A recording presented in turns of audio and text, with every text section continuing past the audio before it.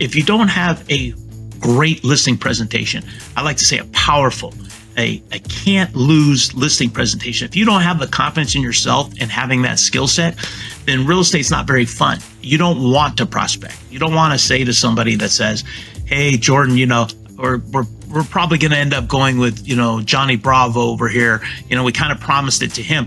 If you don't have a great presentation yourself, you're not going to say, well, interview me. Let me show you what I do different. The job of a realtor is to maximize the exposure of the home to get as many people as possible. And then who you have the most confidence in negotiating on your behalf and getting the buyer to make the commitment to buy your home. Who do you have the most confidence in? Just meet with me. Give me 30 minutes. Things like that. If you don't have confidence in yourself and your presentation, you're not even going to ask for that. And then real estate just kind of sucks. It's deal to deal. It's not a very fun, predictable business.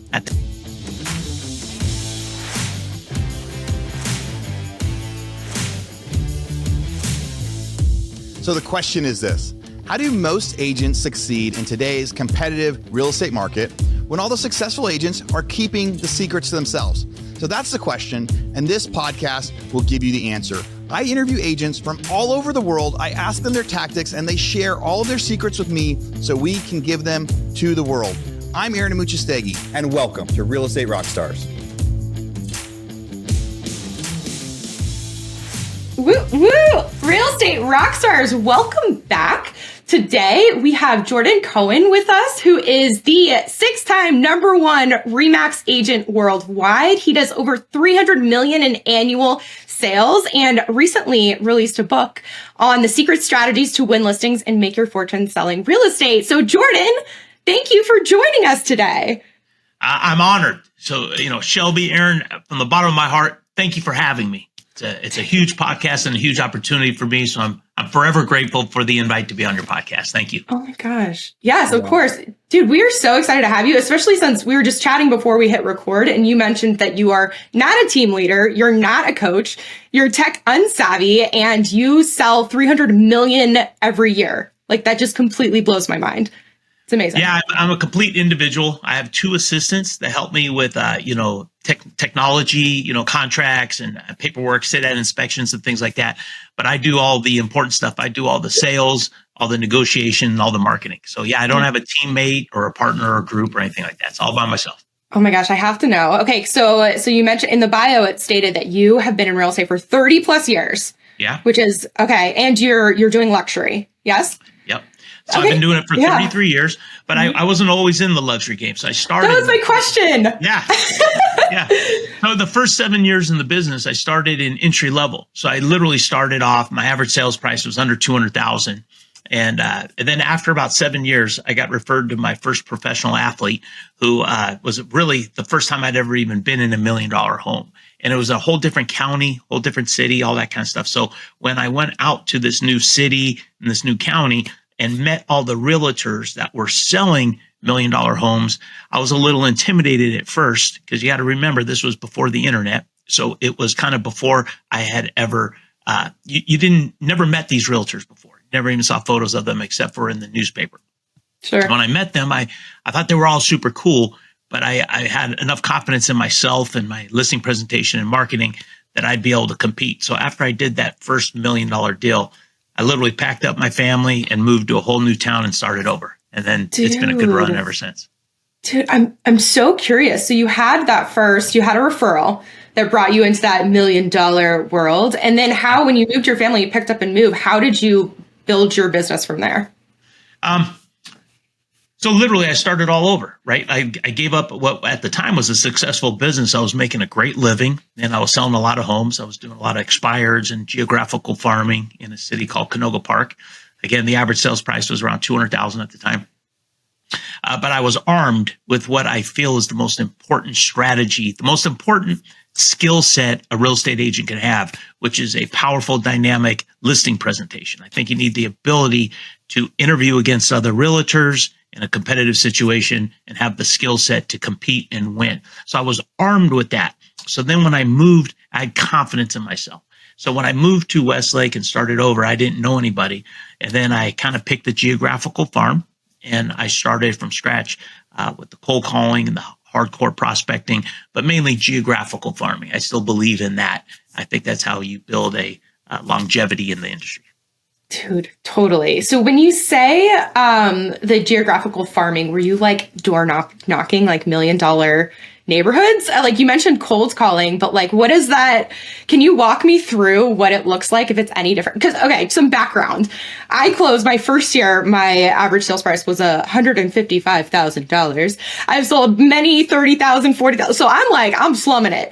Help me understand what it looks like to build that business within this other space.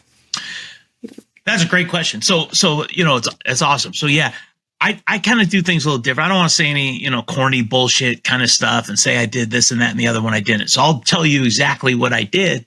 Yeah. The roadmap of what I did. So Perfect. I don't like to door knock. I hate it. I tried it when I first started. I felt very uncomfortable interrupting lunches and dinners, and I felt like a car salesman or a vacuum cleaner sales guy. I know that's different than what a lot of realtors do, and I'm not knocking it. I'm not saying it's not a great way to meet people. I'm just saying it wasn't a good fit for me. So I didn't want to, again, interrupt somebody with their crying baby having lunch and, handing them a notepad. I do a lot of things different. I always try to kind of think outside of the box, right? So a lot of unique, special stuff that I do different than everybody else. So what I did when I first started, again, this was before the internet. It was before social media.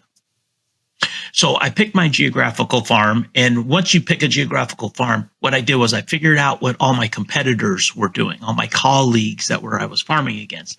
And I tried to gather, I sold that one big home. So I asked him to give me what the other agents were mailing and what they were sending out. And then I took all that stuff and I elevated it to a whole nother level. I met with my printer and I wanted better card stock, better photos. And then I came up with the idea at that time to try to be different than everybody. I don't put my picture on anything. I don't put my picture on any mailer, any cards, or any print marketing, because I wanted to use that kind of language to be able to say, it's not about me, it's about the house. So everything I do is going to be to get exposure of your home and get attention on your home. So I wanted to kind of build my brand. I think before that term was even, in play, I wanted to build it in a very professional way. Right. So, I kind of came up with my little logo, and then I started my brand that way. And then I elevated it and I took it to a whole new level of where I wanted people that would open my stuff to go, wow, who's this guy? Yeah. What's this guy sending out? And then the most unique piece I did that really kind of catapulted me was I wrote a long introduction letter. I remember when I did this, my broker, I showed it to him to read it. He goes, oh, this is terrible. No one's going to read such a long thing. But it was kind of an abbreviated version of my listing presentation. I wanted to say, I'm the new guy in town. It's going to be very aggressive. I'm going to do this, this, and this. I'm excited for the opportunity to, and I never say list with me. I never do anything where I say list with Jordan Cohen. It's always about interview me for the opportunity to work for you. Another thing, I never say work with you. I always say work for you. So I put my ego hat behind me and I always say, things like that. And then what I did on those mailers was I printed each one out individually. I bought the best linen paper I could find, the best envelopes I could find. And I had a young kid handwrite that had great writing. Handwrite each one. And I mailed each one with a first-class stamp. And then I printed each one individually so it was addressed to every homeowner. Mr. Johnson, a little bit about me. And then I attached comps. But it said recent comps enclosed on the envelope. But it was very, you could read the comps very easy. It didn't say LPSQ. It said listing price per square foot. And then I mailed that out. And my goal was to have each and every homeowner that opened that feel that it was just for them. It wasn't a bulk mail. Like it was personally addressed to them. I hand signed each one. Yeah. And that was a big trigger for me. So I got 3 listing interviews from that. I won all 3 and then I was off and running. So that, I hope that answered your question. I kept talking. I had a big coffee. So I'm rolling. That's perfect. There's so many people that won't actually get into the detail.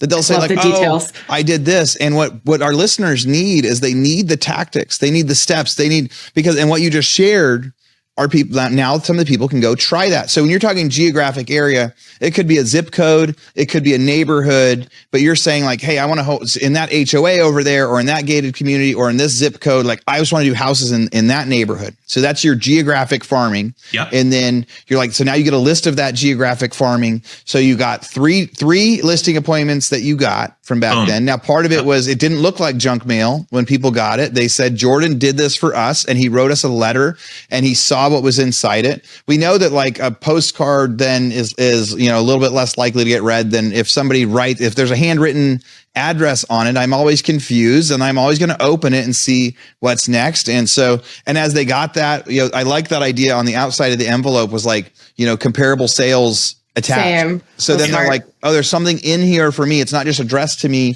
but and then they're like, oh, these comparable sales are in my neighborhood, and probably at a time when tech was harder. So I love how you broke that down. And even the simpler idea of like, that everybody can do is go figure out what your competition is doing. That's something that probably a lot of us we talk about, but how many people are doing that? Where you're going and grabbing the postcards, looking at what your competition is doing and saying, what can I do? It's different. Oh, you're in a place where, where there's a lot of famous people, these high end markets, right? Somebody putting their ego to the side is not normal. So you're saying, I'm not going to do a picture of me and my work, and the words you're going to use is let me work for you instead of work with me. Agents that are listening, that have written letters or doing postcards, how many say, give me a chance? How many say, come work with me? When you can do that like small little change of let me work for you. And then they're getting to see, I'm the new guy. I'm going to work so hard for you. I say that every day. Aaron, I say that every day. Whenever I text somebody, even a thank you, I say, man, thank you again for the opportunity to work for you. I look forward to working for you. Thanks for the opportunity to interview for you, or interview with you, for the opportunity to work for you. So I say that all the time. I try to do, every other realtor was sending out those kind of, the typical real estate photos, or the really bad ones where they're holding a phone or a dog or something like corny like that. So I say, I'm not going to send any photo. I'm going to try to make it real professional. And kind of going back to your question about the door knocking, I also in my mind think when the day comes that a doctor, like a real professional doctor, goes knocking on doors asking if he could, perform surgery, that's when I'll do it. Like I wanted to try to make it a very professional, at least my look or whatever, even though I don't dress like it, but I wanted my name and reputation to be very professional. Still to this day. And I mail out things that are very different shapes. I wish I had like a cool mailer here in front of me. I love that you say that too, because it's such a different approach than what I hear more often, where I'm hearing all the time where it's like, it's a numbers game. It's a numbers game. Like get as many out as you possibly can because it will funnel back in. Whereas I feel like you kind of took almost the opposite approach, where it's like every piece you poured into and made it very personal. And, and you made each piece count because you sent out that and you got 3 listings. Yeah, 3 listing interviews, which I won. So remember, it's the most important skill set that I talk a lot about the book is the ability to compete and win. If you don't have a great listing presentation, I like to say a powerful, a can't lose listing presentation. If you don't have the confidence in yourself and having that skill set, then real estate's not very fun. You don't want to prospect. You don't want to say to somebody that says, hey, Jordan, we're probably going to end up going with, Johnny Bravo over here. We kind of promised it to him. If you don't have a great presentation yourself, you're not going to say, well, interview me. Let me show you what I do different. The job of a realtor is to maximize the exposure of the home to get as many people as possible. And then who you have the most confidence in negotiating on your behalf and getting the buyer to make the commitment to buy your home. Who do you have the most confidence in? Just meet with me. Give me 30 minutes. Things like that. If you don't have confidence in yourself and your presentation, you're not even going to ask for that. And then real estate just kind of sucks. It's deal to deal. It's not a very fun, predictable business at that point. Totally. And I'm dying to know could you fill us in on what your dynamic listing presentation, or even the process, you get the appointment, you're at the door, can you kind of walk us through what that looks like? Well, in all honesty, Shelby, that's a whole nother thing. That's my You're science. We ain't got time. Yeah. That's for me to literally go through a presentation. But I'll give a few just a couple tips. Yeah. Hey listeners, Aaron here. I just want to tell you about something I'm super excited about. You know, a couple months ago, I had a bunch of people in my office in Austin, and I taught what I called my Foreclosure Masterclass. It was to teach investors how to make money with distressed real estate investing through foreclosures and other sorts of leads that are out there of people that are desperate to sell or need to sell, and maybe they don't even know it yet. And that process. Well, we had so much fun when everyone came to the office. So many people said they wanted to do it again. I recorded the class. It's now live and available for purchase. So if you're interested in learning about becoming an investor and learning about becoming an investor agent, being able to educate yourself some more around foreclosures, about distressed real estate, and how to get those, go to theforeclosuremasterclass.com. Theforeclosuremasterclass.com. All right, back to the podcast. Again, that's the thing I'm most proud of. The one skill set that I have the most confidence in for myself is that ability. I truly believe, Shelby, if a seller's going to interview me and 3 other real estate agents, I'm going to win. The only way I'm not going to win is if it's a real price discrepancy. But if it's straight up having that seller have, at the end of the interview process, have the most confidence in who they truly think's the best realtor, I like to think I'm going to win that every time. And I think every realtor needs to have that. It's not arrogance. It's totally not that. I'm the most unarrogant guy in the world. It's purely, you got to have that confidence, because your confidence will come out in your tonality and your speech. My goal on every listing presentation, Shelby, is to have the seller not want to hire me, but to have them feel they need to hire me to accomplish their goal. That's my goal. My presentation is also geared towards, I want to answer every common question that we always get every day in my presentation. So at the end, when I could say, you know, thanks again for this opportunity to sit with you, interview for the job of working for you. Do you have any questions? My goal is to always have them say, no, in all honesty, you answered them all. And then I say, so yeah. And then one of my strong closes is, I want you to be as confident in me as I am in myself, that I am the best realtor, that I am the agent that's going to get you from, you know, A to Z and accomplish all your goals. Are you as confident in me as I'm in myself, that I'm that guy? Then I stop talking. And then I hope to hear them say, yeah. And I say, let's rock and roll. Let's do this. You know, something like that. But I could picture and see that. So how can someone get good at that? How can someone get great? Because I love what you said. You have to want to compete. Like, to actually succeed in real estate, you have to be excited about the fact that there's competition, but know you're going to win the competition.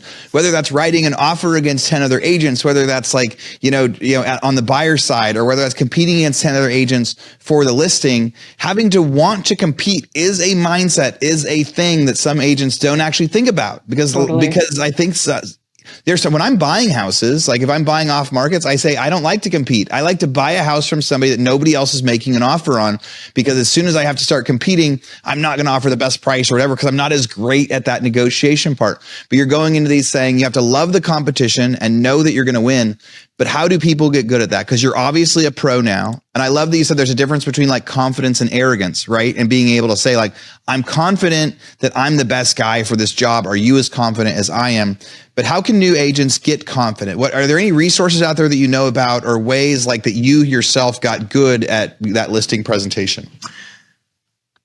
I don't want to sound like a car sales guy, but Aaron, I am really proud of my book. I can't wait to send you guys. I have 7 chapters on where any new agent or any experienced agent, we invest. Another thing, I never say spend money. When I say to a seller, I don't say I'm going to spend money on this or this. I say invest. It's an investment. I invest in myself. Unlike buying stocks and bonds where I have no control, I like to invest in my own ability to market and sell properties. So in my book, I literally have 7 chapters on listing presentation. Because again, I think that's literally the most important. I have a lot of other stuff that I cover, a little bit on farming and all that kind of stuff, but I really hit that.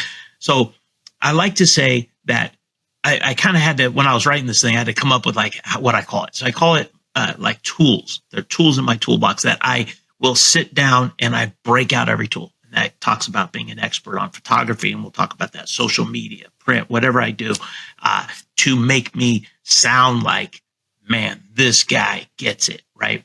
But the other thing, I always go first. I know when I was trained in real estate 30 years ago, I was told, oh, you always want to go last. You always want to go last because you want to be the freshest voice, the freshest face. And, they're probably tired of interviewing. And then, but what would happen is I would get that call and say, Jordan, I hate to do this to you, but I'm going to cancel on you. I went ahead and listed with one of the other realtors. They were really good. There's no need to waste another evening or a day, interviewing more agents. Man, that would piss me off because, Aaron, I'm a very competitive guy and nothing more frustrating than not even getting that at bat. Losing without getting to bat. Yeah. So I push to try to go first. I want them to list with me and cancel everybody else. Also, when you have a great listing presentation, one of the benefits of it, I always give it, even if it's a come list me, where they call me on the phone and say, listen, Jordan, we're going with you. You're the top guy in town or whatever. And, you don't have to, we're not talking to any other realtors. I'll still give my listing presentation because I think the better you give that, I still think sellers don't really understand everything that we do. And I want them to go, man, I didn't realize, man, this guy is so good because I think I'm going to have better control through the whole escrow process. The more respect they have for me, the better control I'm going to have through the negotiations. And more important, I always talk about price at the very end because the more they respect me, the better I'm going to price that. And that came about, again, I was trained in the beginning to talk about price right in the beginning of the presentation because if you can't agree on price, why spend an hour on a presentation? That's why I was trained from a top trainer. But then I would do that and I would see that I'd walk away because they were illogical on their price. And I say, oh, okay, no need to go through the whole presentation because, they're not logical on the price. But then I'd see that house come on the market at the right price. And I'd go, fuck, man, how come they didn't listen to me?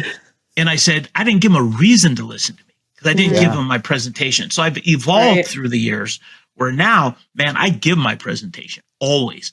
And then it's like, I like to say, if you were going in and you were talking to two doctors and one doctor was just amazing, had a good reputation, but he told you exactly what he's going to do in the surgery and you just had more confidence in him, you're going to go with that doctor. You're going to listen to him. You're going to do what he tells you to do. It's the same thing with here. You want to be right on point, man.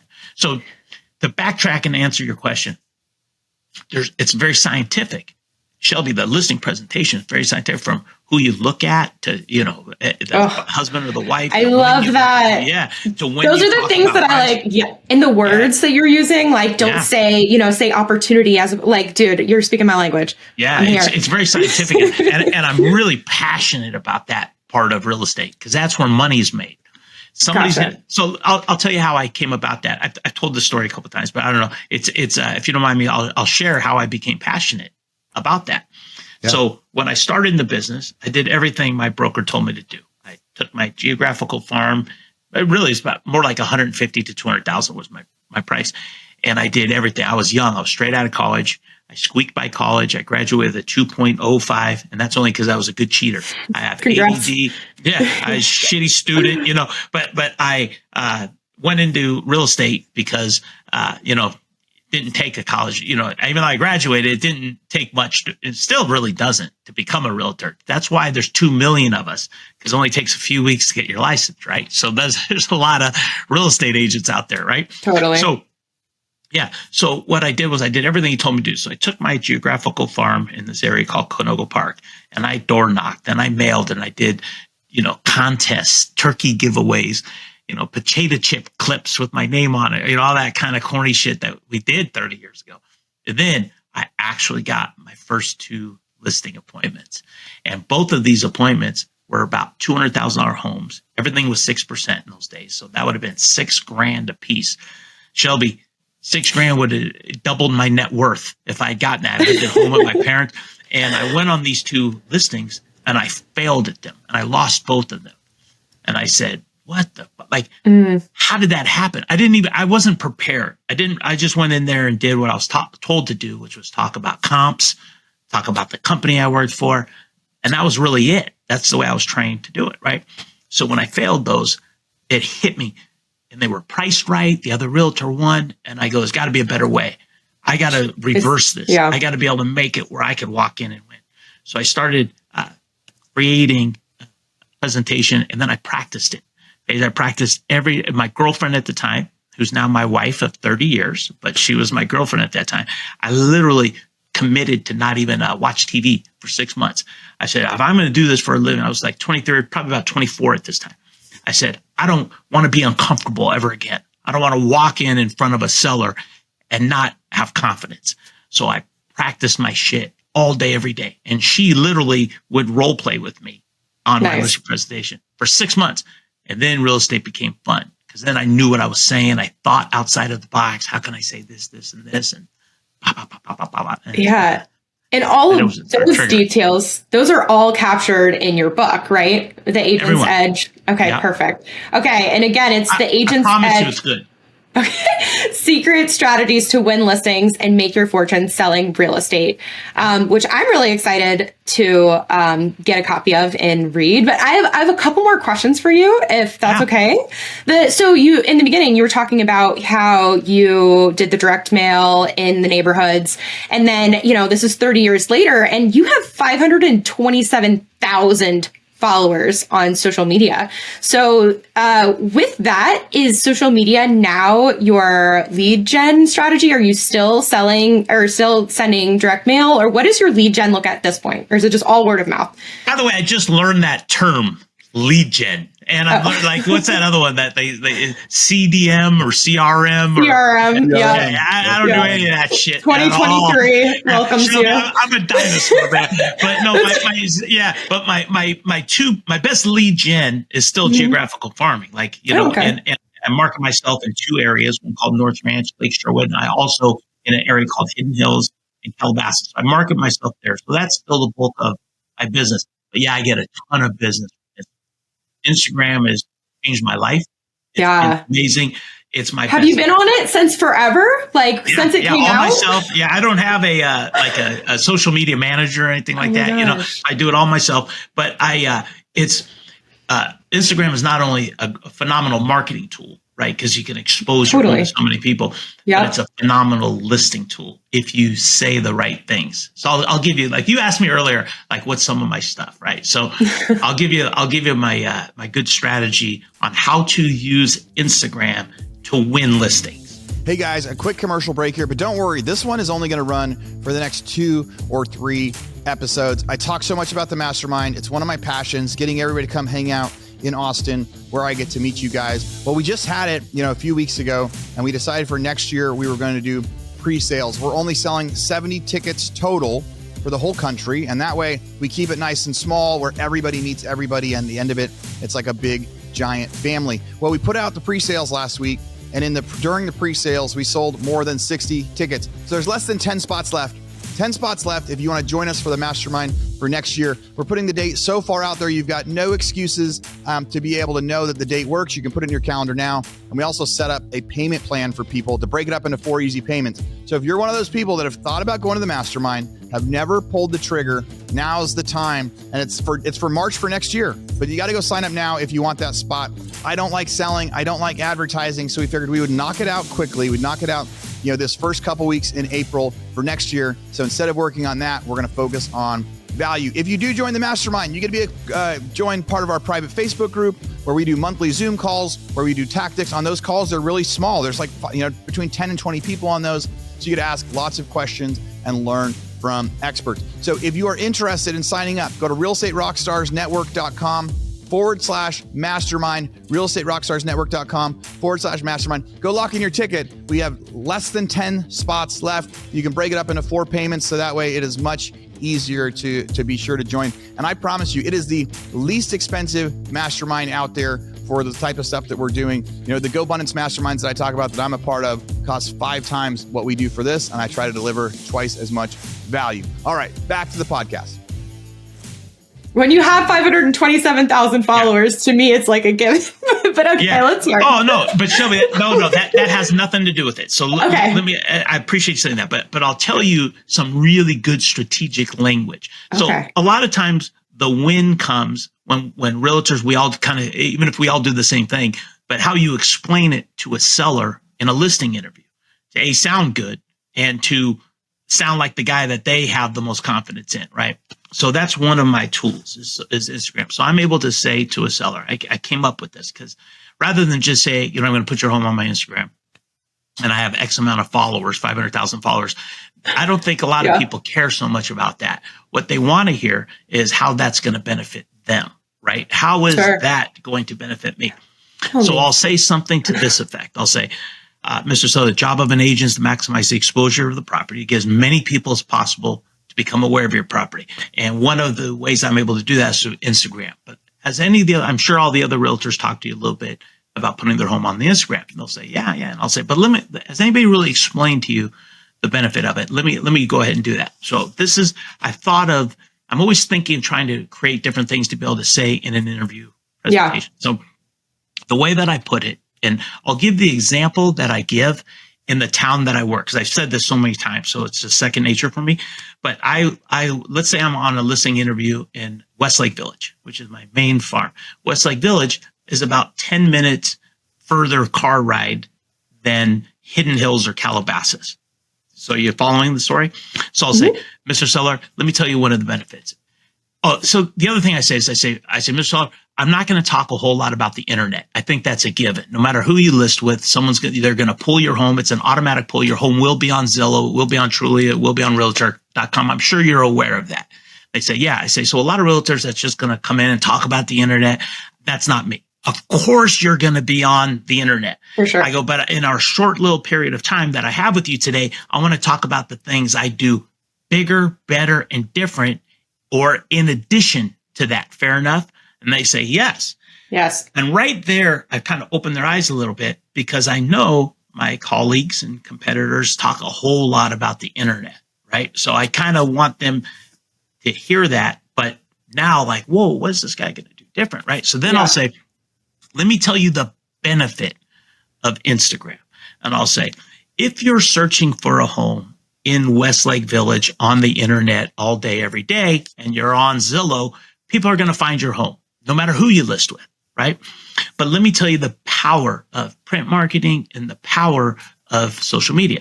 Let's say you're searching for a home in Calabasas or Hidden Hills, and you're typing in that zip code, and that's in your mind, you're thinking, I want to be in Hidden Hills or Calabasas. But then all of a sudden, you open your phone and you see your house.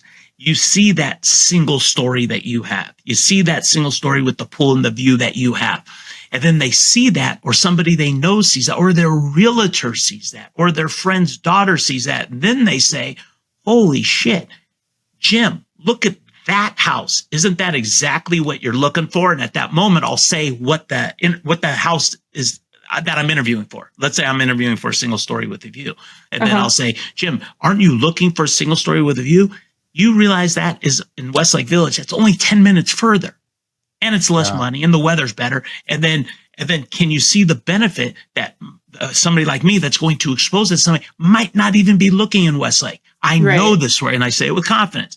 Mr. Seller, I know this works because I sell homes every year this way. They go, yeah. I go, so that's the power of social media, that I can list your home and expose it to people that might not even be looking in your neighborhood, or might not even be looking for a home. Let me explain that.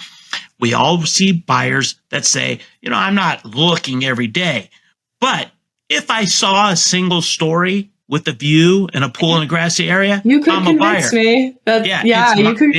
That makes sense. That's so powerful. Yeah. Your Instagram page just in general, it's so cool to know that you started at the very beginning and stayed consistent and do it all yourself, because there's so many people who are listening to this is like, I want 527,000, but it's the consistency over a long period of time. I have another quick question, and then I think, I'll let Aaron jump in here too. But you mentioned before that there was you used to have 6%. Back in when you were selling that home, those homes you were going for $200,000. I am so curious. What is the percent? What does the commission look like on these million bajillion dollar houses? Well, I'm very proud that I'm not a discount agent. If you give a great presentation and you're a great realtor, you don't need to be a discount agent. I talk about commission at the very end. If they're even if I'm asked, sometimes I'm not even asked, but if I'm asked at the end, I want them to hear everything that I do for them. So I know I'm going to have more strength in negotiating my commission, but the average commission for me is 5%. If I represent both sides, it's 4%. But it's how you present that. Okay. Gotcha. So And now, is that 3 for you, 2 for the buyer's agent? nope. 2.5 and 2.5. And, but that's my I average. can't. Oh yeah. Okay. Gotcha. Sorry. Yeah, no, Math is hard. Yeah. So that's my average commission would be 5%. But even that's difficult sometimes. Like, not difficult, but you have to present that. I'll give you that language because Aaron had said earlier to try to give things that people can take away right away. Right. So one of the things that I get asked a lot is, how do I protect my commission at any price point? So I'll kind of give you, if you're okay with that, I'll give you like how I say it. Okay. So I'll say, if I give a great presentation, remember, my goal is to have them need me, not want me. Big difference. Have them want me, but actually feel like, hey, man, we need this guy to get our price or more. Notice I'm not saying fair market value. Everybody wants more than fair market value. So I always say, I'll say that right to their face. I go, I'm not going to be like the fair market guy. I want to get your price or more, right? I'm always trying to think, again, try to think a little bit ahead. So can you guys hear me right now? I don't know if I lost you guys. Okay, cool. Yeah, you're good. Okay. So I'll say, so if I'm asked at the end, Jordan, man, amazing. Thank you. You're going to put my home here. You're going to do this. You're going to do the social media. You're going to do the print. You're going to do blah, blah, blah, blah. And man, you're sharp and polished. We want to hire you. By the way, Jordan, I have to ask you this. What's the commission? So at that point, how you answer that will determine what your commission is going to be. On the edge of my seat. Yes. Well, if you say at that point, well, the commission's negotiable, you're going to negotiate it. Yeah. I'm just telling you. If you say it without a lot of confidence, you're going to be discounting. You're going to be kicking it. So the way I like to say it is, I say, and the tonality is very important here. So what I say is, Mr. That's a great question. I don't blame you for asking. I would do the same thing. I want them to feel comfortable to ask and not be embarrassed to ask. I'll say, but Mr. Stallone, the commission structure is this, and I'll say it the way I say it. I say the commission is 5%, 2.5% to the buyer's agent, and then 2.5% to me, which is what I earn.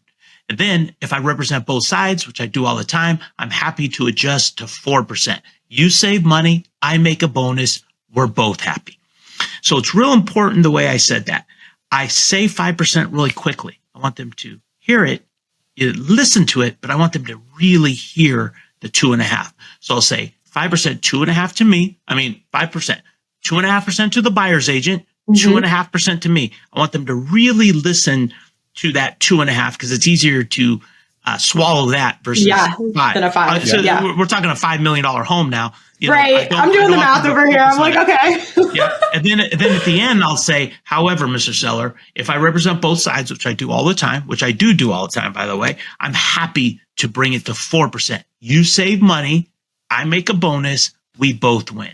And then my goal is to have them say, wow, that's great. Thank you for that. I hope you do sell it yourself. So you might ask, why do I even go from 5 to 4? It's to protect my 2.5. I like to end my little speech with you save money. Yeah. I make a bonus. We both win. Then it's pretty hard to start getting into my 2.5 at that point. That's the way that I do it. All I can do is be honest with you today and tell you exactly what I do and say. Real estate is every aspect of it, from how to properly do open houses to get listings, not to pick up buyers, how to protect your commission, how to win in an interview, how to prospect, how to cold call, how to farm.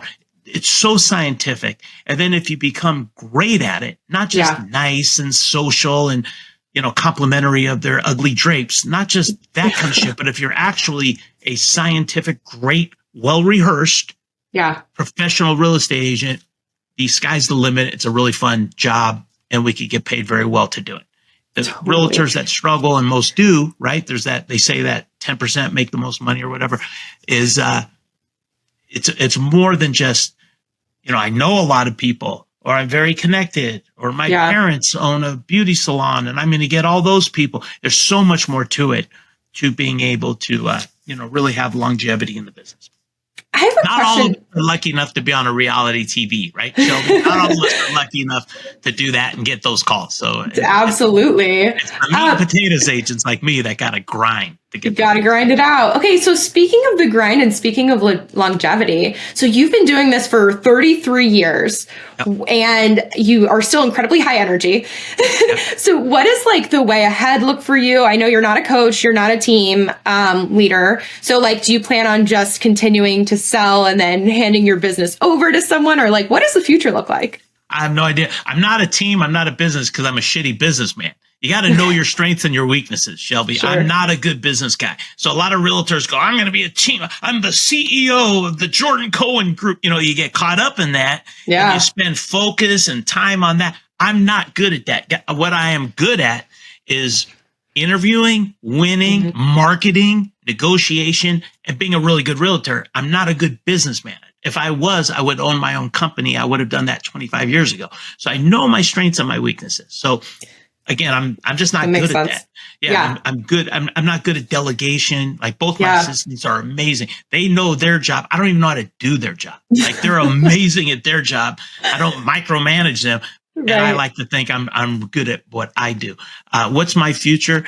Try to make as much money as I can and hang it up someday. I don't really know how to sell my book or my business. I don't know about any of that, but I'm in full focus mode because for the foreseeable future. Yeah. For like until and how old are you, may I ask?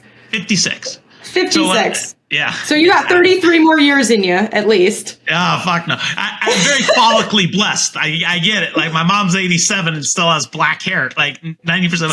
I got good hair for 56. I get that. But no, in truth, there was when my kids were little and playing sports and everything, I didn't work as hard as I do now. So right now, I wanted to be active with them. So I wanted to coach everything and be everything super parent the best I could at that. For those 10 years. So I made enough money to go on nice vacations and survive. But I knew even then that I was going to kick it into high gear once they're out. So I'm an empty nester now, just my wife and I. So I now is my money making for my final chapter of life, which will be retirement. So maybe 5-6 years. Gotcha. Totally makes sense. And so just as we get to the end of the podcast here, another question for you is, what's the one piece of advice that you would give agents to drastically increase their sales? That's the easiest question of the day. Okay, great. To take advantage of every situation. If you don't have, again, I don't mean to keep harping on this, and I do harp on it. Ask yourself, if you're a new agent, do I have a great listing interview? Meaning, besides talking about comps and the company I work for, which doesn't matter, besides those, and you have to have language for that, by the way, you have to have language to overcome whatever company you work for, but which I have. I give that in the book. But because remember, I started as an independent company and everything. So I had to have language for that, which I'm proud of that language. And then, but if you don't have the confidence in yourself to where you can literally look in the mirror and say, man, I'm great at this. I'm going to win every time. Then make yourself great at this. Practice in your office. Get another young realtor. Get somebody else and create a presentation. Or read my book 5 times, highlight it, and try to pick. I'm not even kidding when I say that either. That's the funny part. Like, take some of the stuff that don't reinvent the wheel. What I do works. So take some of the shit that I do, practice it all day, every day, use the same language, and then you will be better. You will be a better real estate agent. And then real estate becomes fun. So the lead generation to me would be very depressing. Like I was depressed when I failed on my first 2 listing interviews. Sure. It'd be very depressing if you weren't great. And then if you don't have any confidence, you could always bring in another agent or whatever, but why split if you don't have to? Just spend the time necessary to become really good. For sure. And this is a really great segue into tell us a little bit about your book and where people can find it and also where they can find you. Thank you. Yeah. Thanks for letting me do that. I appreciate that. So I'll tell you how it came about. Hey, Real Estate Rockstars. We only have a few minutes left in this episode, but before we get to the grand finale, I just wanted to say, as always, thank you for listening. You know, podcasts are obviously free. You don't have to pay to listen to the podcast, but if you could pay one thing, if I could charge you one thing to listen to this podcast, what I would ask you to do is go, please, make a review. Go to wherever you listen to podcasts, whether it's on YouTube or on Apple or Android, wherever you listen to podcasts, and go give me a review of the podcast. I read them, I listen to them, I try to make adjustments. You know, a couple years ago, I had a ton of bad reviews on the sound quality or the number of advertisements and things like that. And I've really tried to dial in to add value for all of you guys. So please, please, please go do a review. If you want to get a copy of the toolbox of the stuff that, everybody that comes on the show, they give us some tactics. They give us something that we put in what we call our toolbox. And so to get that, you go to realestaterockstarsnetwork.com. When you get there, click on the toolbox and you get access to the free gift that every person that we interview on the episode provides. There's things like, listing tactics, how to do a presentation, how to do a newsletter, all sorts of cool, fun stuff. And if you want to talk to me, go find me on Instagram at Aaron Amuchastegui. Ask me a question. I talk to so many of you guys on there. All right, back to the show. Thanks again for being a listener. So I represented a agent from CAA, Creative Artists Agency, and I sold him a big home in the town that I live and work in called North Ranch area of Westlake Village. And then when I sold him that, then I sold his other home in the Hollywood Hills, a big movie agent. He said, "Hey man, dude, you're so good at this. You got to write a book. You ever thought about that?" And I go, "I actually have, because I thought about it for a long time, And he goes, "Can I connect you with one of our literary agents?" Ooh, hell yeah. So fancy. I did. So I Zoomed with an agent from CAA, and then he said he'd like to represent me. And Shelby, make no mistake, all I do is sell real estate. I don't try to be anything different than that. I'm not a CEO of anything, right? I sell real estate. So at that moment, when he said he wanted to represent me, man, I was a huge win for me. I couldn't wait to tell my wife I have an agent. Like, it was like this badass fucking thing, right?